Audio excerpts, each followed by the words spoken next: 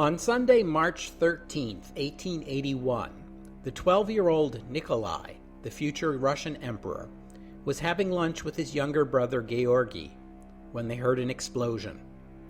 Soon afterward, a servant arrived with instructions to take them to the Winter Palace. When they arrived, they were brought to the emperor's study. Nikolai's grandfather lay dying, his body torn apart by a bomb. The crown prince, Alexandra, presented Nikolai to the emperor, saying, "See, Papa, your sunshine is here." Nikolai then watched as his grandfather died, the victim of an assassination. We can only speculate about what effect this experience would have on both these men, but it must have been profound. And what effect it would have in turn on the nation over which these two men would exert absolute power. That also must have been profound. Welcome to the history of the 20th century.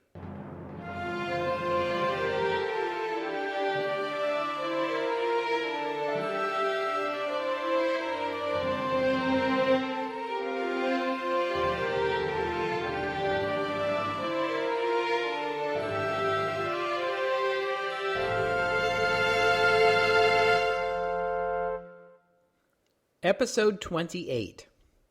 What is going to happen to me? Last week, we looked at Russian history up to the assassination of Alexander II.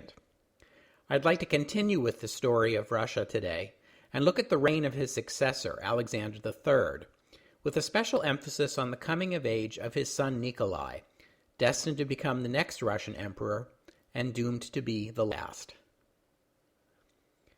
Following the assassination, the emperor's second son succeeded him as Alexander III. I say second son because the late emperor had sired an older son, Nikolai, who was originally the heir apparent, or Tsesarevich as it was known in Russia. Nikolai was born in 1843, appeared to be in good health, and was prepared from childhood to become the next emperor. At the age of 20, Nikolai became engaged to Princess Dagmar of Denmark. Dagmar's father, King Christian IX, had a pretty good run of luck at placing his children in positions of power. His eldest son would succeed him as the King of Denmark.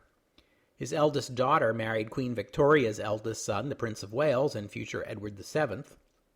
His second son would become the King of Greece. And his second daughter, Dagmar, was betrothed to Nikolai and destined to become the Empress of Russia. He had a third daughter who married the Crown Prince of Hanover and would have become Queen of Hanover, except that job was eliminated after German unification. So, except for that, the King of Denmark just might have sired a full house, queens over kings. Anyway, Princess Dagmar almost missed out on becoming empress. In the winter of 1864 to 65, Tsesarevich Nikolai was touring the Riviera because, hey, if you were a rich Russian and it was winter, that's what you would be doing too, when he began experiencing neck and back pain, which was at first attributed to injuries he had sustained in a wrestling match. The pain was actually meningitis, and perhaps he contracted it during that wrestling match. Nikolai would die in Nice in April 1865 at the age of 21. A development that was devastating to the imperial family. It was widely reported that on his deathbed, Nikolai expressed as his dying wish that his little brother Alexander should marry Dagmar. That sounds suspiciously like a posthumous deathbed wish, if you know what I mean, but in the end, she did indeed marry the new Tsesarevich after he turned 21 the following year. Alexander and Dagmar, who took the name Maria Feodorovna when she converted from Lutheranism to Russian Orthodoxy, would have a total of 4 sons and 2 daughters. Their first child was Nikolai, the future emperor, born in 1868 on the feast day of Job. You can make of that what you will. Royalty in general during this period tended to have lonely childhoods. They grew up in sheltered surroundings and seldom saw anyone other than family members and carefully selected and trusted caretakers, tutors, and servants. Because, hey, what better way to raise someone who is someday going to rule a large and diverse multi-ethnic empire with over 100 million citizens? Am I right? Nikolai's father, the future Emperor Alexander III, was a huge man, 6'1", with a big bushy beard, and he was a stern but loving father. Nikolai adored him.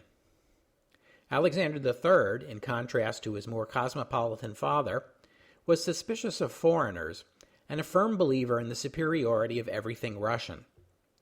Big bushy beards were very Russian. In the Russian view, God and men wore beards. Women and devils did not. He had little education and saw little use for it. He was a powerful man who would bend the silverware at the dinner table for the entertainment of foreign guests. He might also have been making some subtle political point about the strength of the Russian Empire. Nikolai, by contrast, was a slight and quiet child who would grow to be 5'6". Although Russia was generally hostile toward Britain at this time, it was fashionable among Russian aristocracy to raise their children in the traditional English fashion, which included a traditional English nanny. And so it was with Nikolai.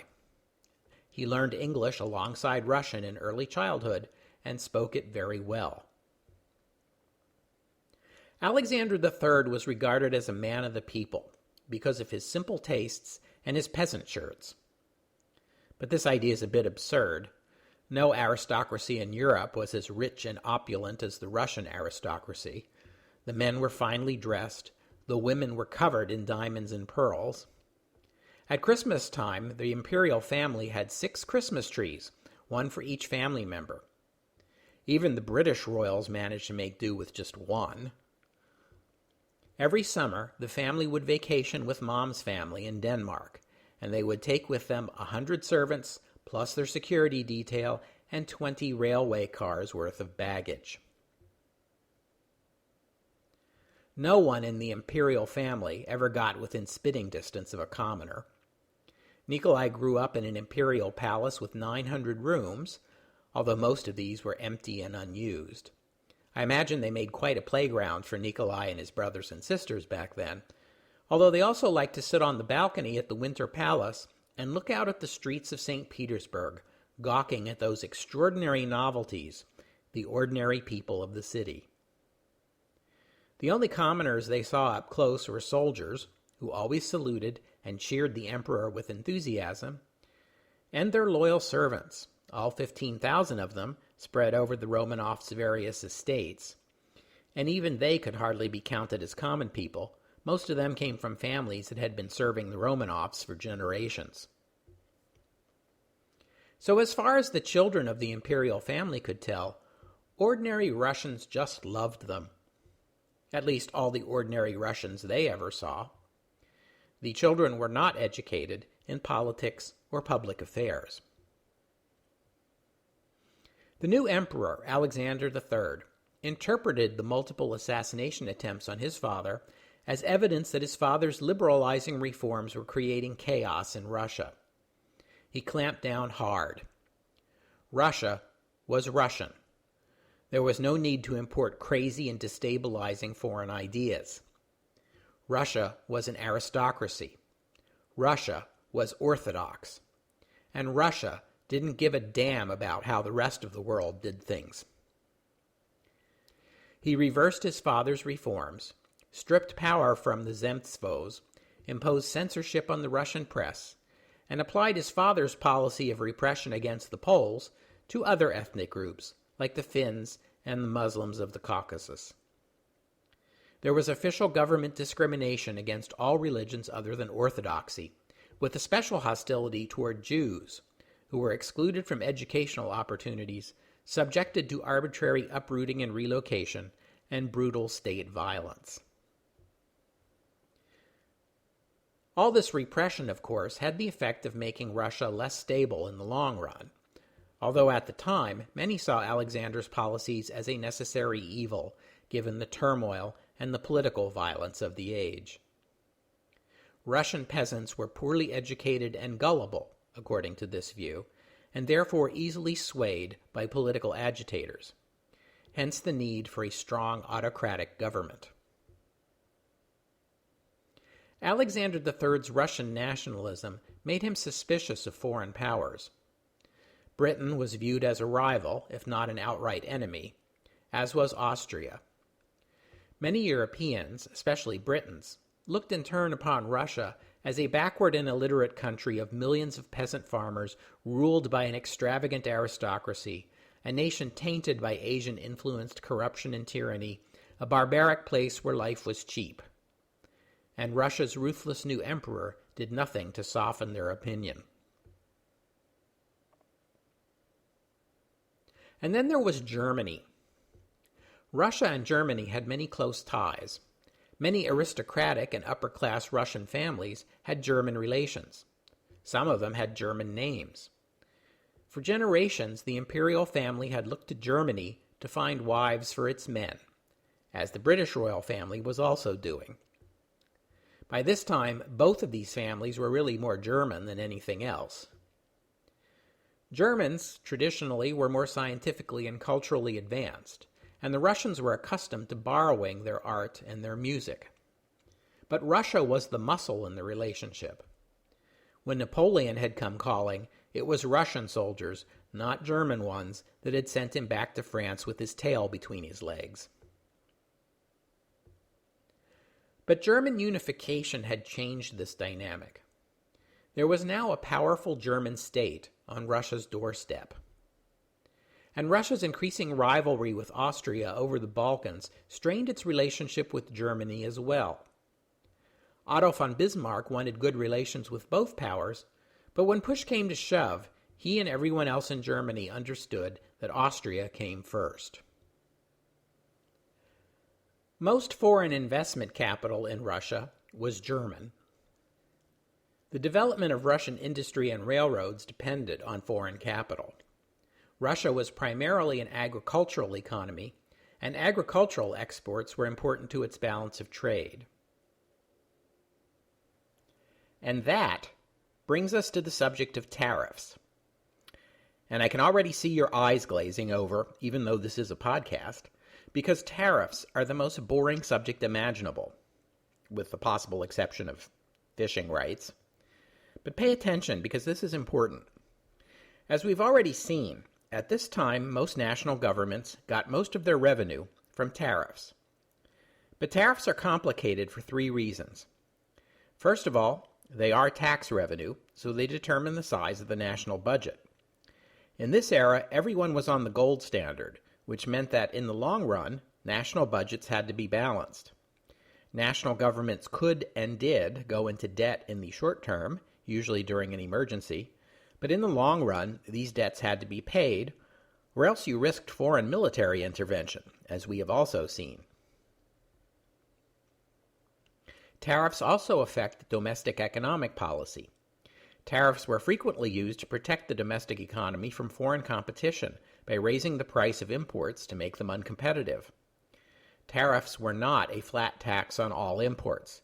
Countries could, and did, tailor their tariffs to encourage import of goods the government wanted to import, say raw materials for your domestic manufacturing industry, or to discourage imports from competitors or from certain disfavored nations. Which brings us to the third point. Tariffs could be used to reward or punish foreign countries by opening or closing your domestic market to imports from that country.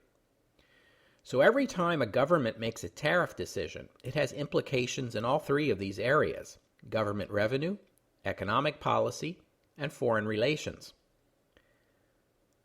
By the late 19th century, the traditional landed aristocracies of Europe, who were used to making money the old-fashioned way, by owning huge tracts of land and charging 10,000 people rent to live on it, were beginning to lose ground to people making money in more modern ways: manufacturing, commerce, professional services.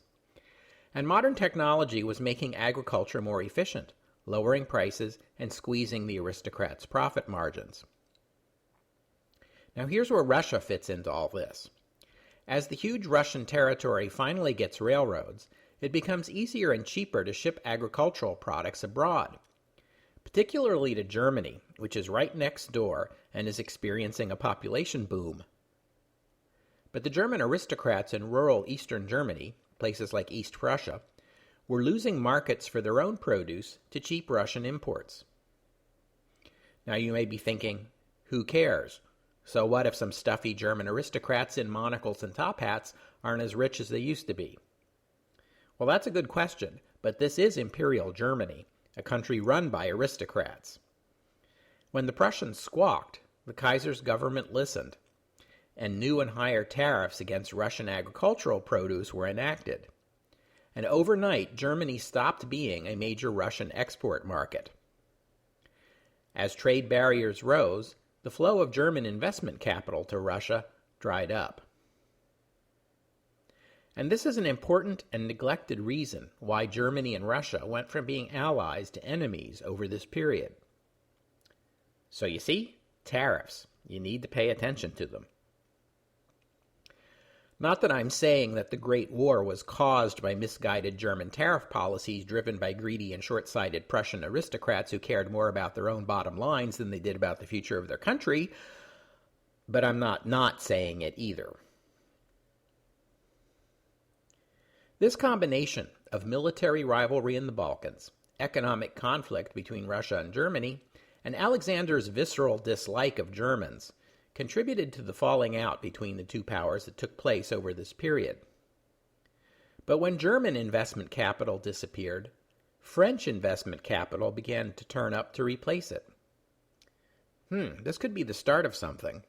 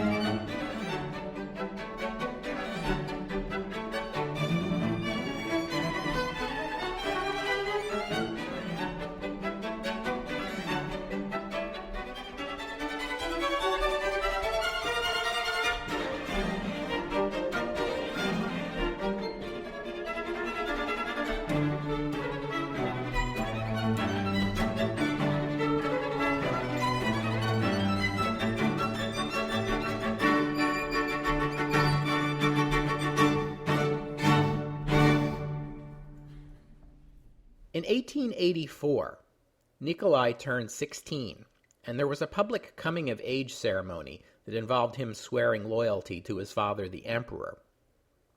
For the occasion, the German government sent the 25-year-old Prince Wilhelm, grandson of the then Kaiser Wilhelm I and future Kaiser Wilhelm II, to St. Petersburg to represent Germany. Wilhelm and Nikolai were second cousins once removed.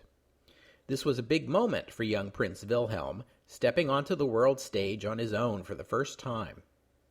He carried with him a letter from Chancellor Bismarck addressed to Emperor Alexander, in which Bismarck proposed renewing the Three Emperors League. Nothing came of Bismarck's letter, but believe it or not, and I'm as surprised as anybody, in spite of Alexander III's hostility toward Germany and things German, the graceful and energetic young Wilhelm charmed the pants off the Russian emperor, and Alexander seemed to make quite the impression on Wilhelm in return. The huge, bear-like Russian emperor, with his unapologetic claim of autocratic power, struck a chord with young Wilhelm. His visit was a huge success, and the way the two imperials hit it off was the talk of foreign ministries around Europe. Wilhelm returned to Germany, where everyone lavished praise on his newly discovered diplomatic skill. Unfortunately, all this seems to have gone to Wilhelm's head. He got the idea that now he's a master diplomat, and no matter how many diplomatic failures he would experience in the future, he would never forget that shining moment of glory and never stop believing that he was an uncommonly talented international negotiator. It started almost as soon as Wilhelm got back to Berlin. The prince began to exchange letters with the Russian emperor, but he didn't see any reason to inform the German foreign ministry what he was up to. He sent letter after letter describing underhanded English plots against Russia, which he would later confess were intended to provoke a war between two of Germany's rivals. It didn't take Alexander long to see through all this. When they met again in 1886, Wilhelm embarrassed himself by fawning all over the emperor and told him several times that Russia had a right to Constantinople and urged him to invade Turkey. The emperor tartly replied that if Russia decided to take Constantinople, it would not need German permission. And so, in honor of this transparently manipulative diplomacy that displayed a kind of glaringly obvious deviousness of the sort seldom ever seen in diplomatic circles, I would like to award this week's Kaiser Wilhelm II Award for making an ass out of yourself to Kaiser Wilhelm II.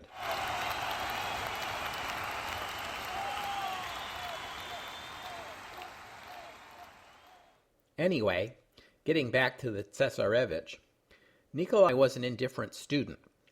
That didn't bother his father, who felt that his own lack of education wasn't holding him back from anything, so it wouldn't be any problem for Nikolai either. Even one of Nikolai's teachers told him that the mysterious forces emanating during the sacrament of taking the oath on the day of the coronation provided all the practical data required. If the emperor was ordained by God, in other words, it stood to reason that God would make sure his chosen emperor knew how to do the job. His mother felt that all a monarch needed to know to rule Russia was a few foreign languages, good manners and court etiquette, and a deep understanding of the rituals of the Russian Orthodox Church. Converts, they're all the same. And that was Nikolai's education in a nutshell. He was devoutly religious and gentlemanly to a fault.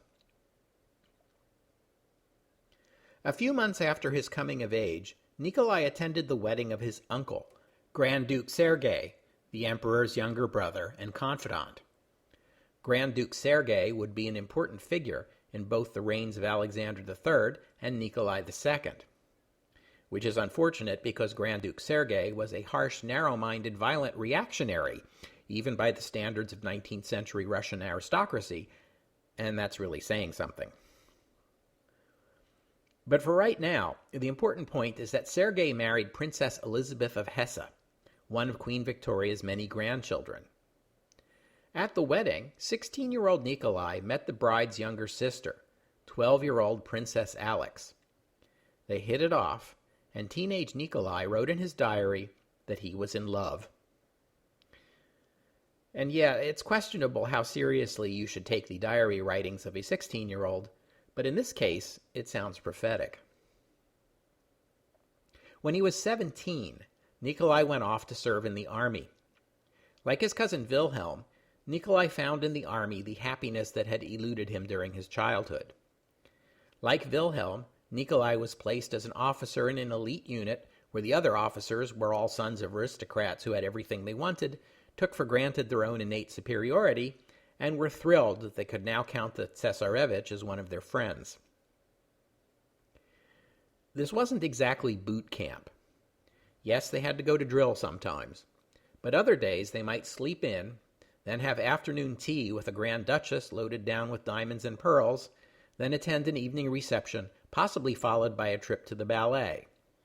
Or they might spend their evening at the barracks, getting drunk on champagne, then taking off all their clothes and running around outside in the middle of the night, pretending to be wolves. I should say a word about ballet here. One of Russia's best-kept secrets at this time was the Imperial Ballet. Russia has some of the best ballet in the world, and hardly anyone outside the country knows it. Even Alexander III, the bushy-bearded emperor in the peasant shirt, patronized the ballet. The rest of Europe is in for a big surprise when they find out what Russian ballet looks like, but that's a story for a future episode.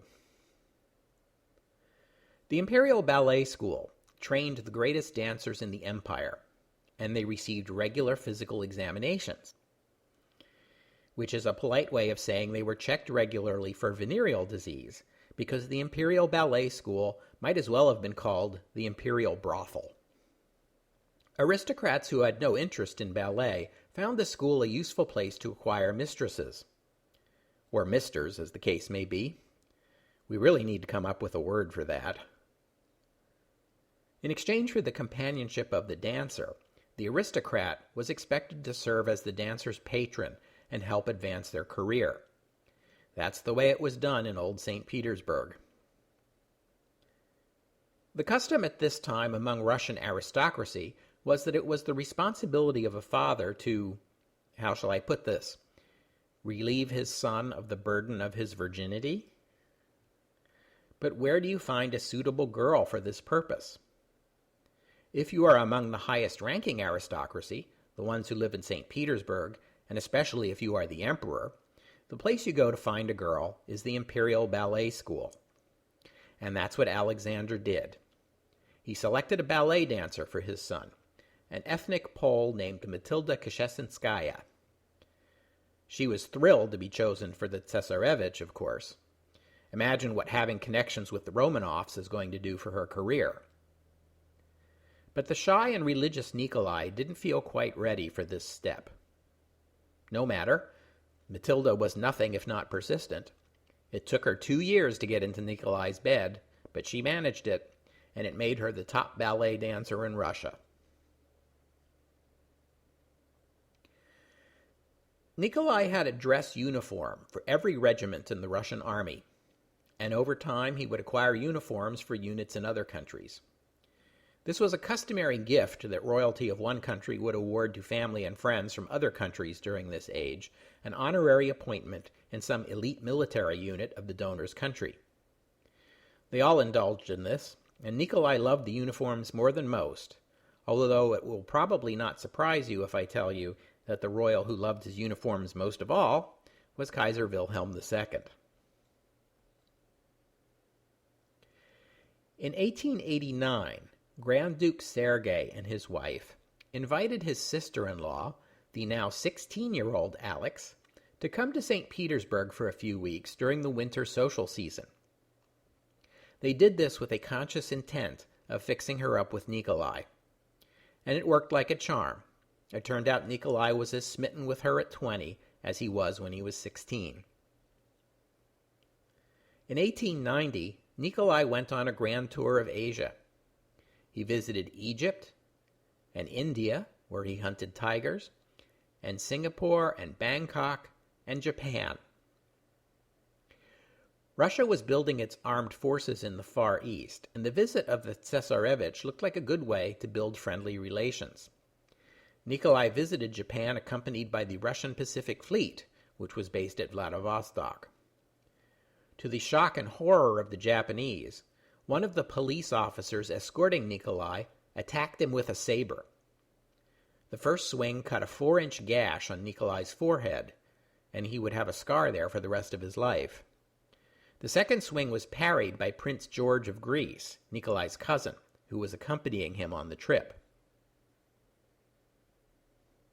No one knows the motive for the attack, but the Japanese government went into crisis mode, worried that the Russians would use the incident as an excuse to make war on Japan.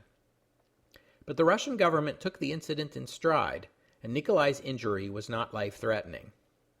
He retired to one of the ships of the Pacific Fleet, and the Meiji Emperor took the unprecedented step of paying a call upon the Tsarevich while he was aboard a foreign military vessel.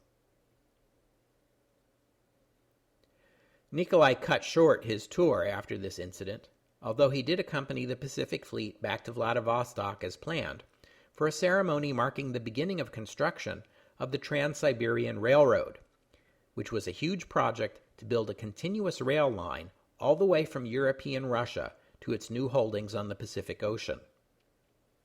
Nikolai would be the first member of the imperial family to visit Russia's lonely Pacific outpost, and as a result of this visit, he would become enthusiastic about the construction of the rail line. When he returned to St. Petersburg, the emperor's finance minister, Sergei Witte, who was one of the most able ministers to serve Alexander III, and would be again for the future Nikolai II, suggested to the emperor that it was time his 23-year-old son began to get involved in state affairs, and that chairing the committee in charge of the Trans-Siberian Railway project might be a good place for him to start. The 46-year-old emperor told Witte, "He's nothing more than a child.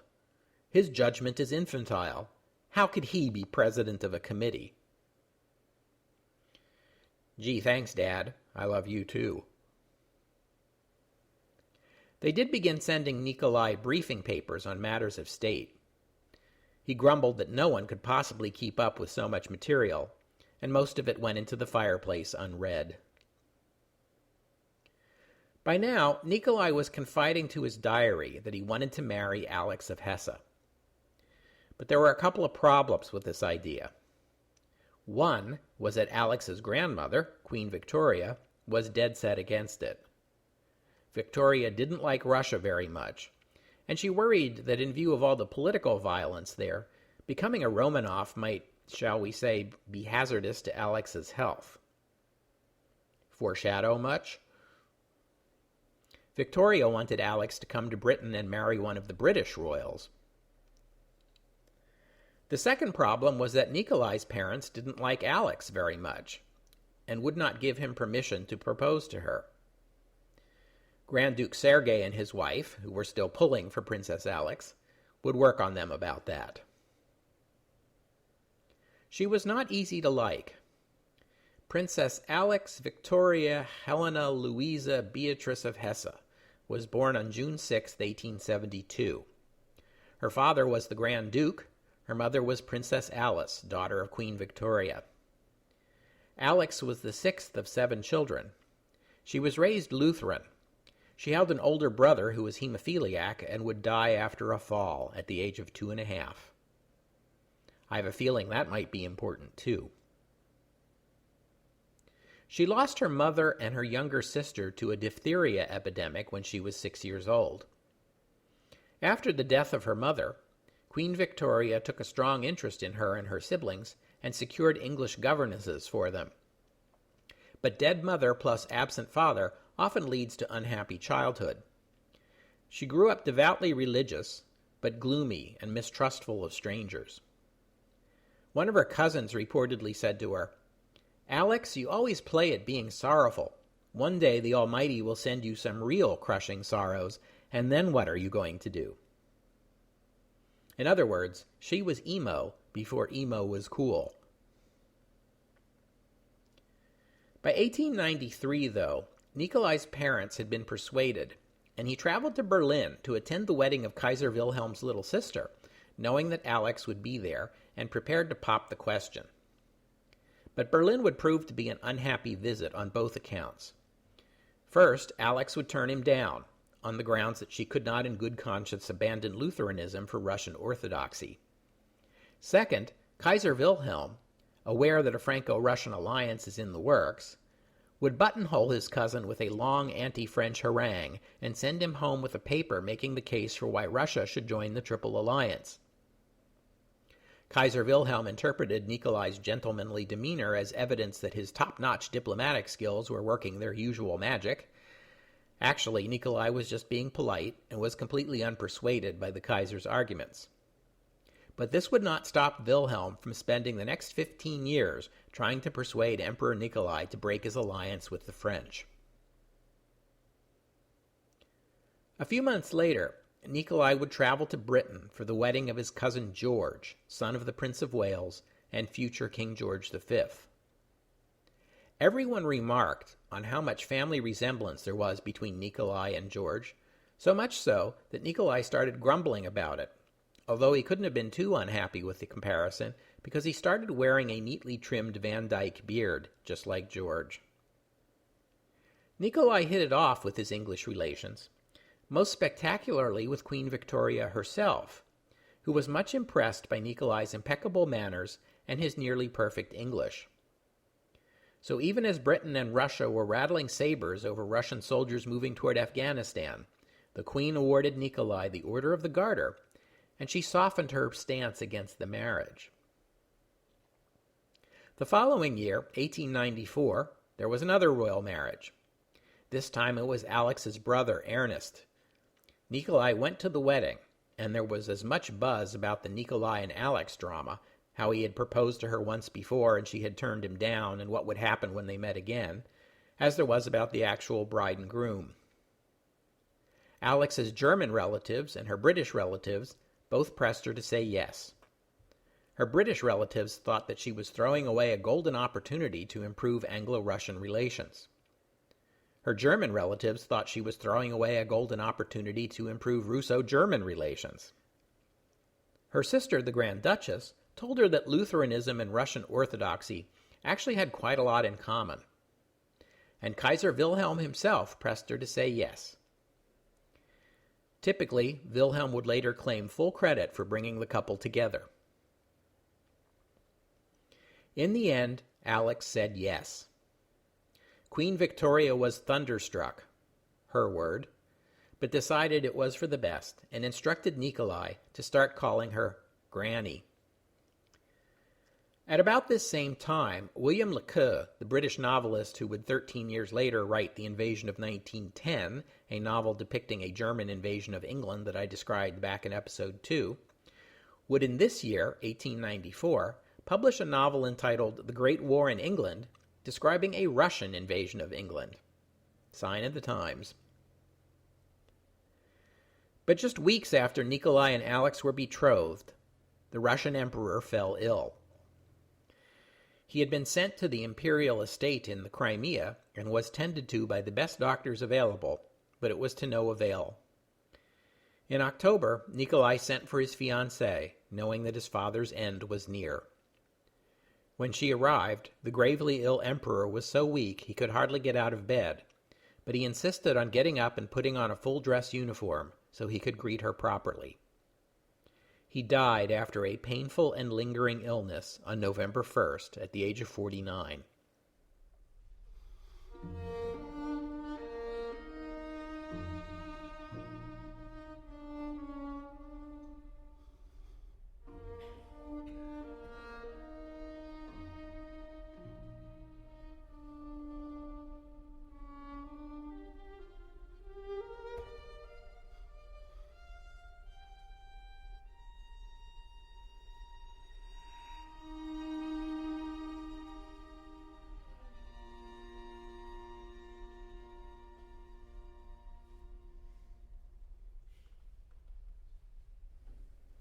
Nikolai took the oath that same day, but the promised divine inspiration apparently didn't come, for Nikolai blurted out, "What is going to happen to me, to all of Russia?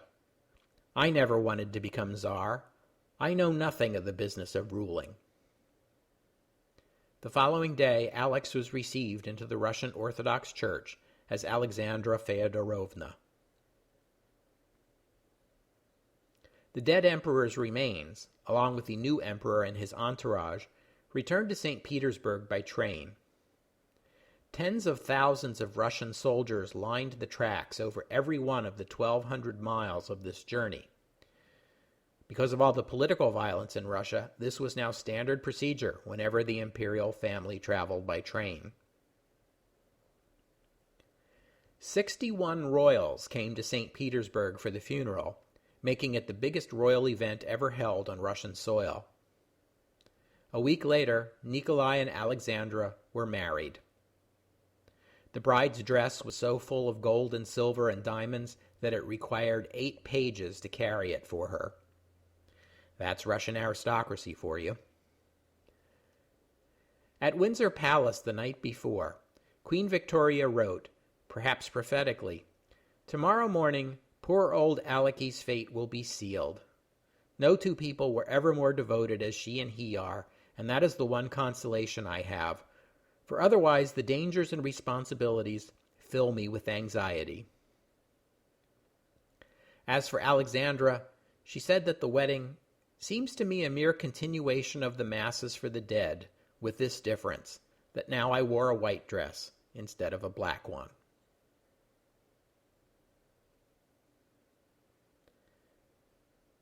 We'll have to stop there for today, but I hope you'll join me next week on the history of the 20th century as we take a look at the new Russian emperor's first major foreign policy initiative. And you aren't going to believe what it is. That's next week on the history of the 20th century. Oh, and one more thing. Nikolai had his formal coronation in May 1896. A few days later, as was the custom at the time, a huge outdoor feast was held in a field outside Moscow, where a free meal and a commemorative cup were offered to every Muscovite as a gift from the emperor. Sadly, the event was poorly planned. Excavation work in the field was not filled in as it should have been, and the police presence, about 1,800, was inadequate for a crowd some estimate to have been as large as 500,000. Rumors spread that there was not enough food for everyone, which started a rush, which became a stampede. People were trampled to death or fell into the excavations and suffocated. Over 1,000 died, and an equal number were seriously injured. That night, the emperor attended a ball at the French embassy, either because he was unaware of the scope of the tragedy, or perhaps because he was advised to attend anyway for the sake of maintaining Russia's all-important alliance with France. The person in charge of organizing the feast was none other than Nikolai's uncle, the Grand Duke Sergei. This is the same Sergei who was married to Alexandra's sister. He was Governor General of Moscow at this time. Instead of a punishment or a reprimand, Sergei was given command of the Moscow military district, effectively a promotion. This combination of a tragedy, plus Nikolai partying with the French as if nothing had happened, plus the man responsible for the tragedy being promoted instead of reprimanded, cast a shadow over the new emperor's reign, and the common people of Moscow long remembered what they took as Nikolai's cavalier attitude toward the loss of so many lives. That's one more bad omen, if you're still counting.